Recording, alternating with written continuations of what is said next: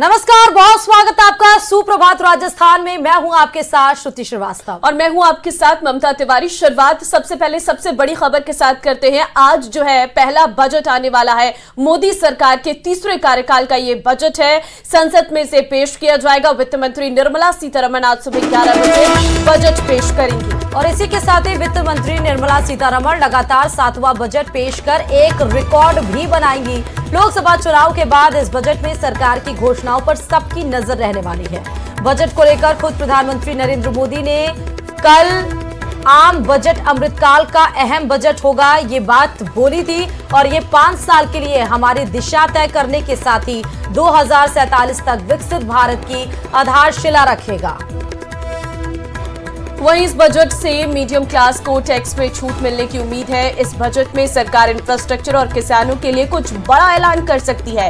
युवाओं को भी इस बजट से काफी उम्मीदें हैं। तो आज आएगा मोदी सरकार 3.0 का पहला बजट। वित्त मंत्री निर्मला सीतारमण लोकसभा में आज बजट पेश करेंगे। नौकरी पेशा, किसान, महिला सभी को उम्मीद है। व्यापारी वर्ग को इस बजट से बहुत उम्मीद है क्योंकि ये पहला बजट है। ऐसे में इस पहले बजट में वो 5 साल की सरकार के विजन को दर्शाता हुआ बजट रहने वाला है। सुबह 11 बजे बताया जा रहा है कि लोकसभा में बजट पेश किया जाएगा।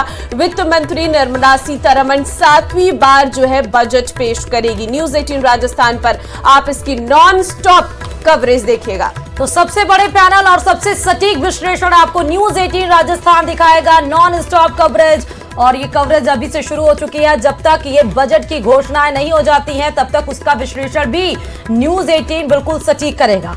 सबसे पहले बजट का मतलब होता है कि आपके घर का खर्च और आपकी पॉकेट की इनकम कितनी, आपके और आपके हाथों में जो पैसा है वो कितना बढ़ता है और कितना आप उसको बचा सकते हैं। आम भाषा में बजट को लोग यही समझते हैं। और बजट यानी कि आपकी अर्थव्यवस्था, आपका पर कैपिटा इनकम, आपका जीडीपी कितना मजबूत होता है, उससे आपकी आर्थिक स्थिति कितनी ज्यादा मजबूत होती है। बजट का मतलब यही होता है। इनकम टैक्स की अगर हम मौजूदा व्यवस्था की बात करें, क्योंकि जब बजट आता है तो सबकी नजर इसी पे रहती है कि इनकम टैक्स में कितना सरकार की तरफ से छूट दिया गया है। इनकम टैक्स की जो मौजूदा व्यवस्था है वो हम आपको समझा रहे हैं एक ग्राफिक से जरिए। इनकम टैक्स स्लैब को हम बता रहे हैं जहां पर पुरानी टैक्स व्यवस्था को आप देख रहे हैं और नई टैक्स व्यवस्था यहां पर है कि 2.5 लाख तक 0% टैक्स है। वहीं अगर 2.5 लाख 1 रुपए होगा, 1 रुपए से लेकर 3 लाख तक वहां पर 5% टैक्स व्यवस्था है। फिर 3 लाख से लेकर 5 लाख तक 5% यानी कि वो बरकरार है।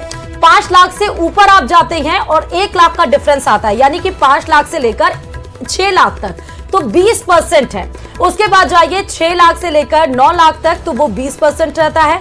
9 लाख से 10 लाख तक इसी तरह आपके जो परसेंटेज है वो धीरे धीरे बढ़ते जाते हैं।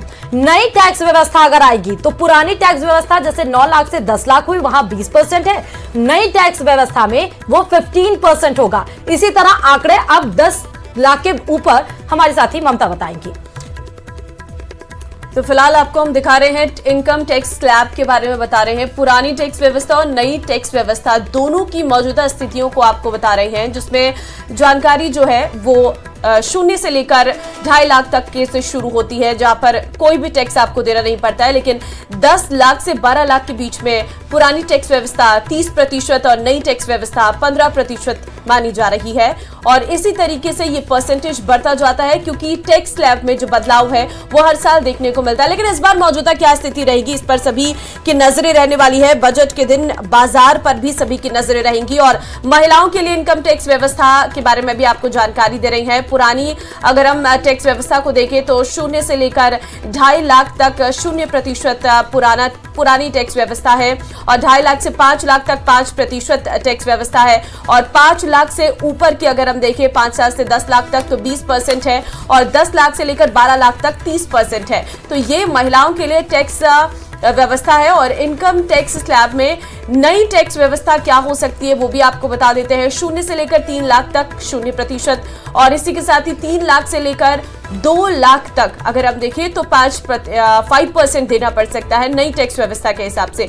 और 6 लाख से लेकर 9 लाख तक ये 10% हो जाती है। वहीं 9 लाख इसे लेकर 12 लाख तक की अगर हम बात करें तो 15% हो जाती है, और 12 लाख से 15 लाख के बीच में अगर हम देखें तो ये 20% हो जाती है, और 15 लाख या फिर उससे ऊपर की जो रकम होती है उसमें 30% टैक्स स्लैब्स रहता है। तो ये है महिलाओं के लिए इनकम टैक्स व्यवस्था। लेकिन इस बार बजट में महिलाओं के लिए क्या रहेगा, इस पर महिलाओं की निगाहें बहुत ज्यादा रहने वाली, क्योंकि घर का बजट महिलाओं के हाथों में ही रहता है, और ऐसे में इस बजट से गृहिणियों को खासकर बहुत सी उम्मीदें रहती हैं। तो बजट, जैसा कि कल प्रधानमंत्री नरेंद्र मोदी ने बजट सेशन शुरू भी हो चुका, जो 12 अगस्त तक चलेगा, और आज वित्त मंत्री निर्मला सीतारमण, यही जो लाल बैग दिखता है, लाल जो सूटकेस होता है, इसी में ही बजट पूरे देश का आता है, और जिसको इलेबोरेट यानी कि पढ़ती हैं वित्त मंत्री निर्मला सीतारमण सदन के अंदर। लेकिन कल क्योंकि बजट सेशन शुरू हो गया, प्रधानमंत्री नरेंद्र मोदी ने कहा कि अब जो सदन है वो 5 साल का विजन है,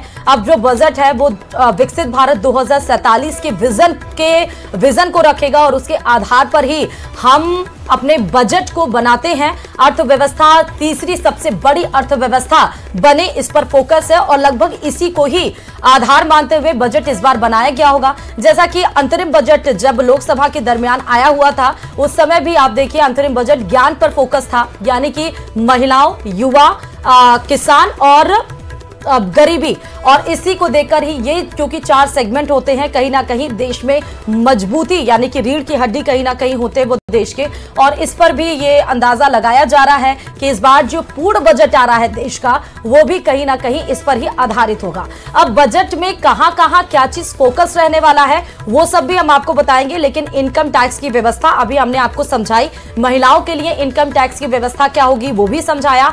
अब बजट में कहां कहां पर फोकस होगा वो आपको बता देते हैं। दरअसल 5 साल का ये रोड मैप संभव तरीके से आज के इस बजट में आपको दिखाई पड़ेगा।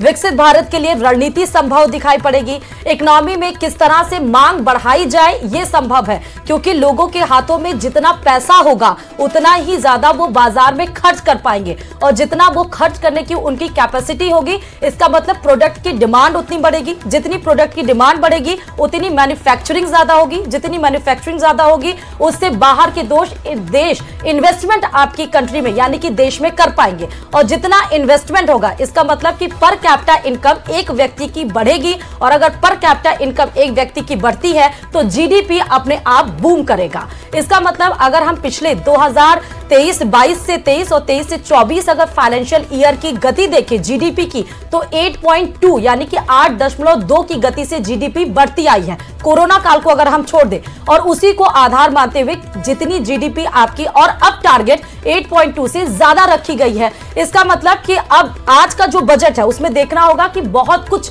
सेगमेंट्स देखा गया है, जैसे एमएसएमई की हम बात करते हैं, हम लोकल प्रोडक्ट्स की बात करते हैं, हम मैन्युफैक्चरिंग यूनिट्स की बात करते हैं, आईटी हब्स की बात करते हैं, और जो 4 सेगमेंट है महिला, युवा, किसान और गरीब, इस पर तो फोकस रहता ही है।